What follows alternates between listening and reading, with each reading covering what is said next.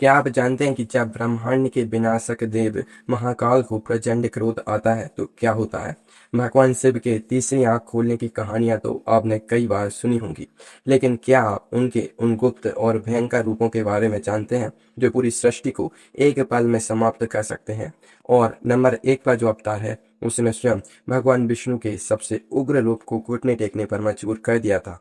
आइए जानते हैं शिव जी के 5 सबसे शक्तिशाली अवतारों के बारे में।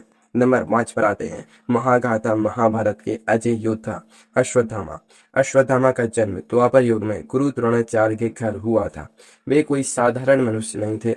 ऋषि द्रोणाचार्य ने भगवान शिव को पुत्र रूप में पाने के लिए घोर तपस्या की थी। जब भोलेनाथ ने अपने काल, क्रोध और यम के अंश से अश्वत्थामा को उत्पन्न किया।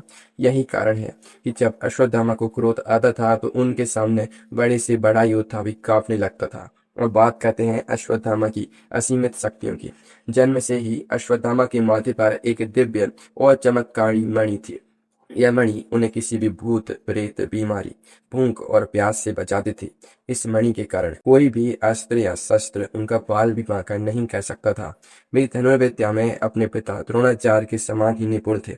उनके पास ब्रह्मास्त्र अस्त्र जैसे भयंकर हथियार को चलाने का ज्ञान था, जो पूरी धरती को नष्ट करने की ताकत रखता था। महाभारत के युद्ध में उन्होंने अकेले ही पांडवों की विशाल सेना को पीछे हटने पर मजबूर कर दिया था। लेकिन रुकिए, क्या आप अश्वत्थामा से जुड़ा वह सच जानते हैं जो आज भी लोगों को हैरान कर देता है। चलिए आपको एक बेहद रोचक तथ्य बताते हैं। अश्वत्थामा आज भी जीवित है। हाँ, आपने बिल्कुल सही सुना। महाभारत युद्ध के अंतिम दिन अश्वत्थामा ने एक बहुत बड़ी गलती की थी। उन्होंने उत्तरा के गर्भ में पल रहे शिशु पर ब्रह्मास्त्र अस्त्र चला दिया था। इस बात से क्रोधित होकर भगवान श्री कृष्ण ने अश्वत्थामा के माथे से वह दिव्य मणि निकाल ली। श्री कृष्ण ने उन्हें श्राप दिया कि तुम सृष्टि के अंत तक इस धरती पर भटकते रहोगे। तुम्हारे घाव कभी नहीं भरेंगे और तुम तड़पते रहोगे। माना जाता है कि आज भी अश्वत्थामा मध्य प्रदेश के जंगलों और असीरगढ़ के किले में भटकते हैं। सोचिए, जो योद्धा अमर है और जिसके पास शिव का क्रोध है, वह इस सूची में सबसे नीचे यानी नंबर 5 पर है।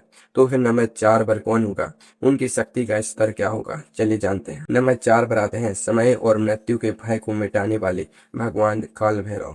भगवान शिव का यह अवतार अत्यंत डरावना और उग्र माना जाता है।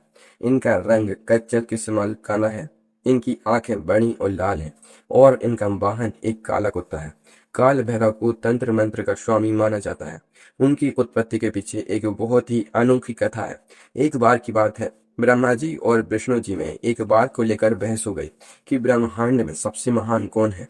बातों बातों में ब्रह्मा जी के 5 शिष्य ने भगवान शिव के लिए कुछ अपमानजनक शब्द कहती।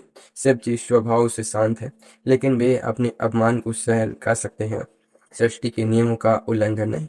ब्रह्मा जी के अहंकार को देखकर शिव जी के भीतर से एक भयंकर ऊर्जा प्रकट हुई। वही उग्र रूप काल भैरव कहलाया।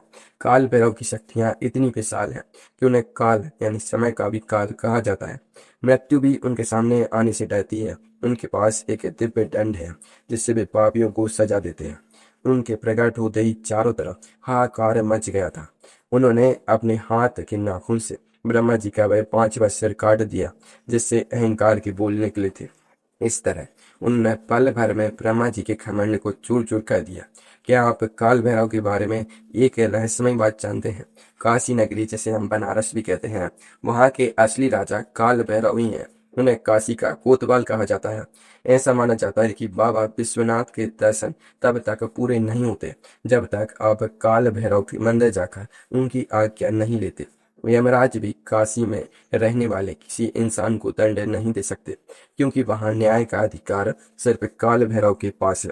काल भैरव की शक्ति देखकर आप हैरान हो गए होंगे, लेकिन अब जो नाम सामने आने वाला है वह पूरी दुनिया का चहेता है। वे शिव जी के ऐसे अवतार हैं जिन्हें बच्चा बच्चा जानता है, लेकिन उनकी असली ताकत का अंदाजा किसी को नहीं है। नंबर 3 पर आते हैं परम बलशाली और संकट मोचन हनुमान जी। हनुमान जी को भगवान शिव का 11वां रुद्र अवतार माना जाता है।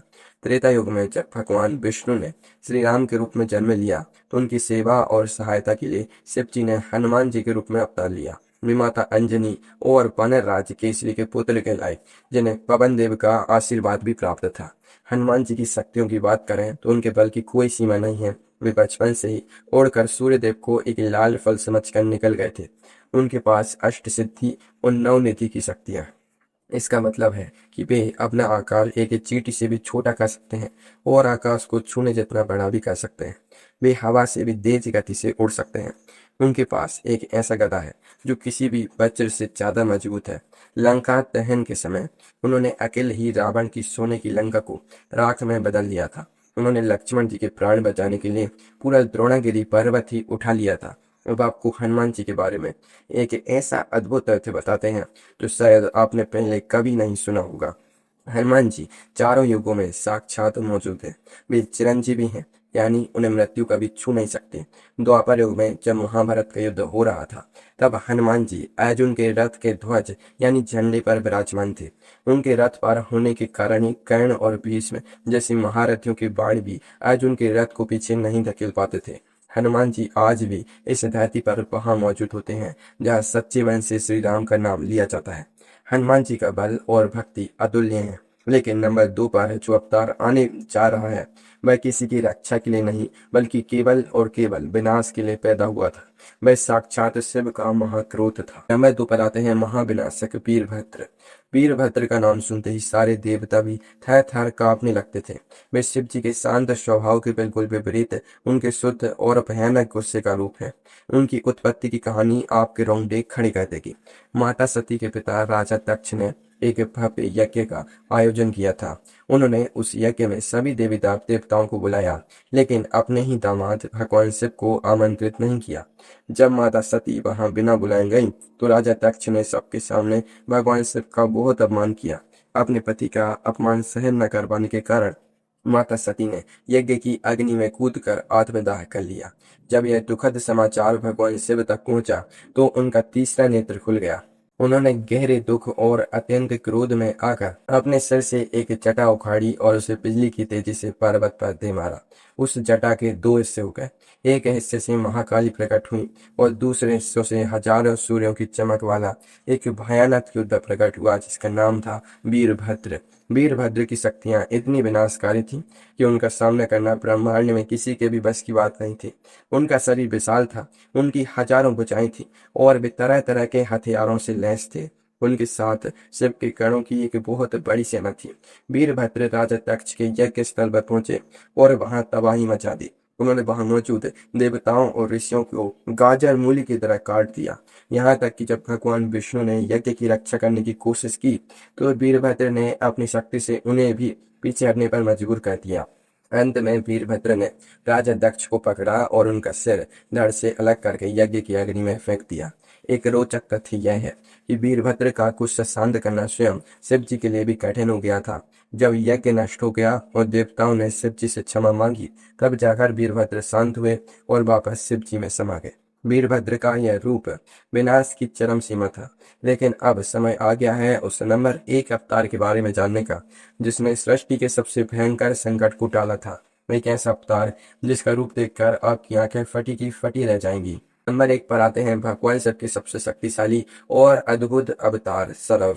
सरव अवतार को शास्त्रों में शिव जी का सबसे बड़ा, सबसे भयंकर और सर्वोच्च शक्तिशाली रूप माना गया है। यह अवतार तब दिया गया था जब ब्रह्मांड पर एक ऐसा संकट आया था जिसे कोई भी देव टाल नहीं पा रहा था। कहानी शुरू होती है भगवान विष्णु के नरसिंह अवतार से। हिरण्यकश्यप का वध करने के लिए भगवान विष्णु ने आधा सिंह और आधा मनुष्य का रूप लिया था। उन्होंने हिरण्यकश्यप को तो मार दिया, लेकिन वध करने के बाद भी नरसिंह देव का क्रोध शांत नहीं हुआ। उनका गुस्सा इतना बढ़ गया कि उनके शरीर से निकलने वाली आग से तीनों लोग जलने लगे। सारे देवता डर गए कि कहीं नरसिंह देव अनजाने में ही पूरी सृष्टि को नष्ट न कर दे। सभी देवता मदद के लिए भोलेनाथ के पास पहुंचे। शिव जी ने पहले अपने 2 रूप भेजे, लेकिन नरसिंह देव का क्रोध शांत नहीं हुआ। तब भगवान शिव ने स्वयं एक ऐसा रूप धारण किया जिसकी कल्पना भी किसी ने नहीं की थी। वही रूप था सरव अवतार। सरव अवतार की शक्तियां और उनका रूप इतना डरावना था कि उसे देखकर कोई भी कांप जाए। वे आधे शेर और आधे पक्षी के रूप में थे। उनके 8 पैर थे, 2 विशाल पंख थे और उनके दांत तथा नाखून वज्र से भी कई गुना ज्यादा नुकीले थे। उनका आकार नरसिंह देव से भी कई गुना बड़ा था।